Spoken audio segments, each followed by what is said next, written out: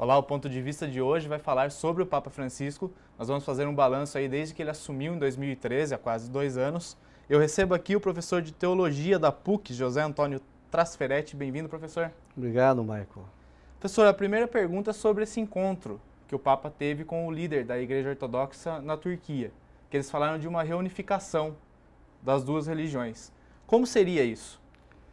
Então, em primeiro lugar, eu acho assim, muito importante a visita do Papa à Turquia. O Papa Francisco tem falado muito sobre a cultura do encontro e do diálogo. Ele é uma pessoa aberta ao diálogo e sempre que possível ele tem se encontrado com outras igrejas, outras representações, e o seu pensamento é sempre abertura, conversa, diálogo, aprimoramento das relações. Eu acho isso muito importante, esse modo dele conduzir a igreja, dele se aproximar de outras pessoas, de outros chefes. E essa visita à Turquia foi muito destacada, porque a Turquia é um país muçulmano, não é? E os cristãos têm sofrido muito no Líbano, Síria, Líbia, Iraque, tanto católicos quanto ortodoxos, não é? E a visita do Papa à Turquia, junto ao patriarca Bartolomeu, eles abordaram essa questão da reunificação, ou seja, de uma tentativa de reunir as igrejas que no início do cristianismo eram unidas. A divisão ocorreu em 1054, por questões históricas da época, razões políticas, econômicas, divergências, não é? E até hoje não ocorreu nenhuma reunificação. Mas a ideia do diálogo é muito importante. Eu também acho muito positiva, porque é preciso dialogar. Nós estamos numa sociedade hoje que o bom relacionamento, a conversa, o diálogo, a política no sentido de unir as partes é muito importante. E no caso, não é tanto uma reunificação em termos de doutrina, ou de pensamentos, ou de teologia, é uma reunificação visando defender os cristãos. Mas quais seriam as consequências dessa reunificação, professor? As consequências só podem ser positivas. As consequências seriam uma união maior entre as igrejas em defesa da atuação dos cristãos no mundo. Mas não pode haver uma divergência por ter mais de um líder? Eu acho que não. O fato de reunificar não quer dizer que as pessoas agora deixem de seguir as orientações do patriarca e passem a seguir o Papa. Eu entendo que é uma reunificação mais pragmática, visando uma atuação prática pastoral. Não é uma reunificação tanto em termos de doutrina ou de formas de agir da igreja, porque depois de mais de 1000 anos, é claro que as igrejas se consolidaram, a igreja católica tem a sua estrutura, a igreja ortodoxa também tem a sua estrutura, não é? Então não é assim, um passo de mágica que as divergências vão se desaparecer e as teologias vão se encontrar. Mas eu acho que é positiva em termos práticos, visando a questão do Oriente, visando a questão desses países onde existem conflitos e onde os cristãos estão um pouco assim, vamos dizer, perdidos e sofrendo muito, né? A intenção é mais, na verdade, da defesa dos cristãos lá do que uma mudança total no formato da igreja. É uma reunificação visando a defesa, a proteção, a colaboração mútua em termos de trabalho pastoral, de ação social, visando proteger, ajudar, colaborar com esses cristãos que hoje sofrem muito, né? Você sabe que há muita perseguição contra os cristãos, católicos e ortodoxos, sobretudo nessas áreas onde o conflito é muito grande. Professor, o Papa ele tem muito isso, dessa mudança, de mudar um pouco a visão da igreja, a forma da condução da igreja.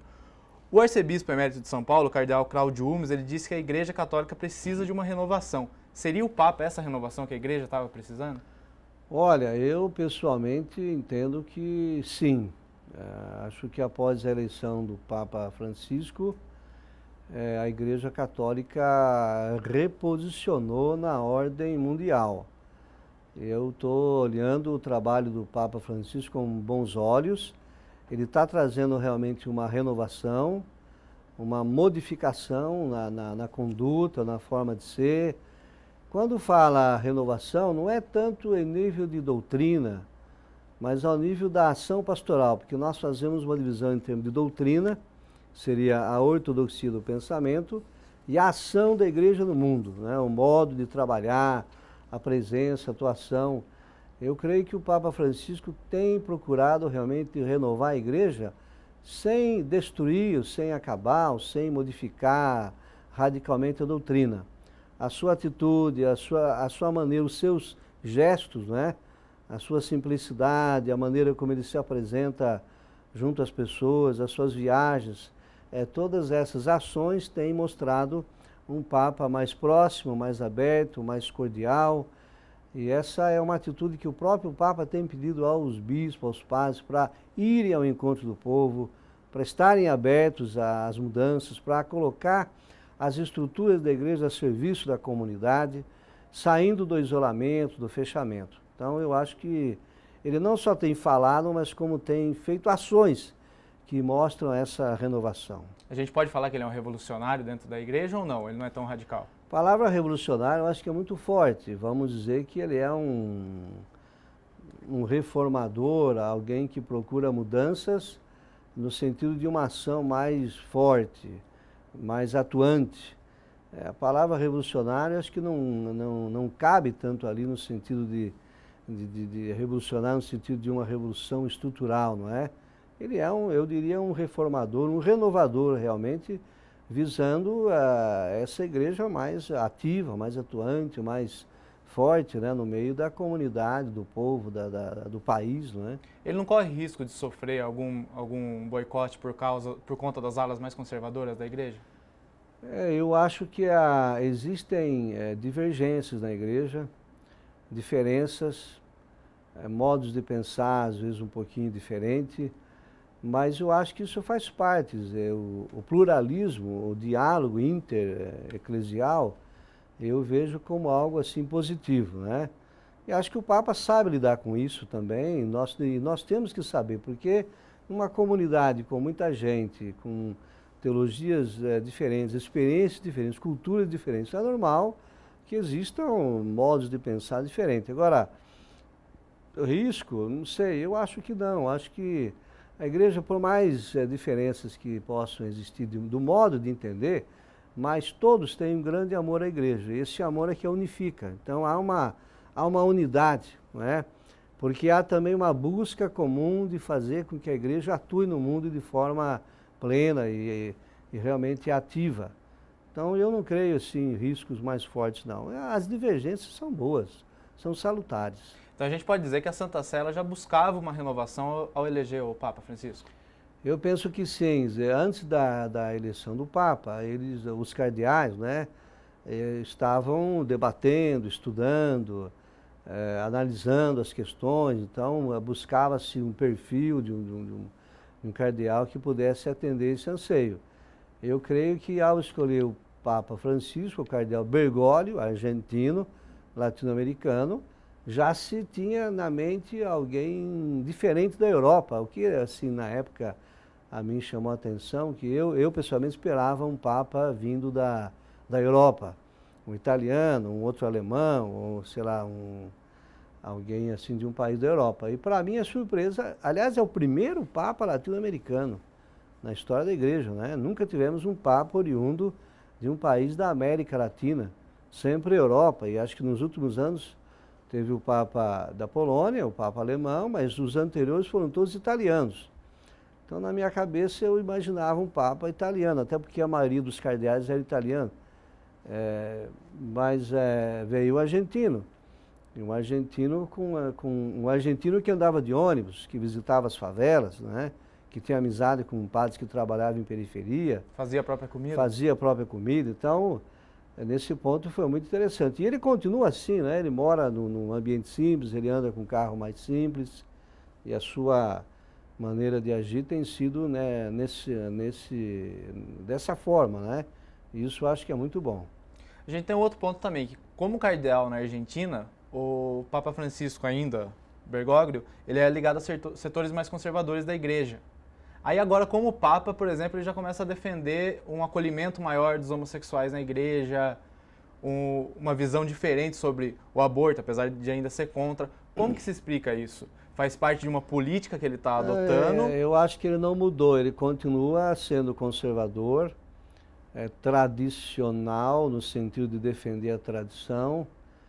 Essa abertura que foi dada aos homossexuais não foge do pensamento oficial da igreja em relação às pessoas homossexuais.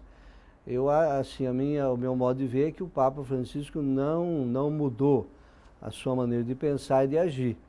O Papa Francisco mais ou menos espelha o cardeal Bergoglio, e continua sendo conservador, não é? Agora, em termos pastorais, ele é muito atento, ele é muito assim compreensivo, ele tem sido tolerante, ele tem usado uma palavra muito importante, que é a palavra misericórdia, acolhimento, não julgar, não condenar, acolher, abraçar, perdoar, conviver. Então são palavras assim importantes que marcam o seu trabalho. E isso não quer dizer não ser conservador, né? Ele é um conservador, continua sendo, em termos de doutrina, porque nada foi modificado. Agora, a postura, a maneira de você agir é que tem sido modificado. Assim, talvez o estilo, né?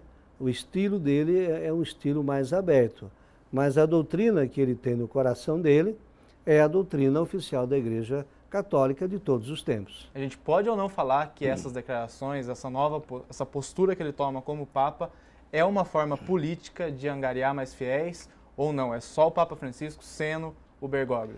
Eu acho que é o Papa Francisco sendo o Bergoglio.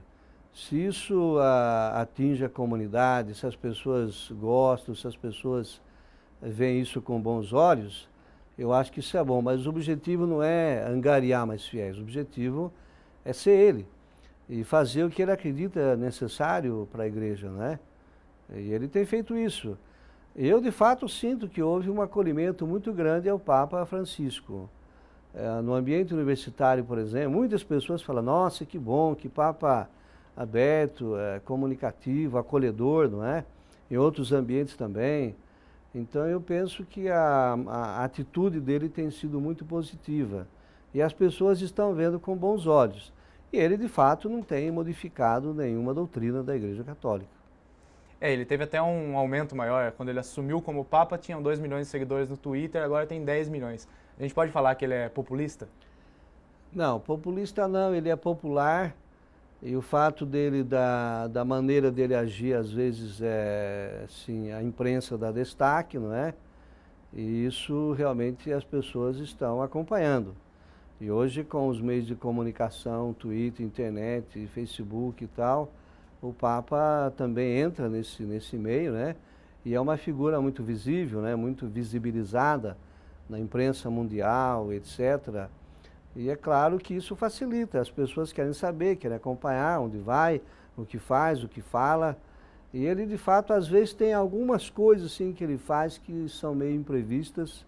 De repente ele toma alguma atitude, ele telefona para alguém, ele visita alguém, ele quebra o protocolo às vezes. E isso tem sido muito bom e as pessoas, eu acho que olham com bons olhos. Também tem os que não gostam, mas a minha impressão é que é minoria. Aqueles que queriam um Papa talvez mais rigoroso, mais sério, mais assim compenetrado, não é? Mas ele é latino-americano, ele é argentino, né? Como é que é uma pessoa, eu não sou argentino, mas imagino que essa expansão, essa alegria, essa força, essa coragem, calor maior, né? Esse calor assim argentino é muito interessante, né? Isso eu acho que tem feito bem, muito mais bem do que mal, né? Professor, a gente volta já já. O ponto de vista de hoje está falando sobre o Papa Francisco. Até daqui a pouco.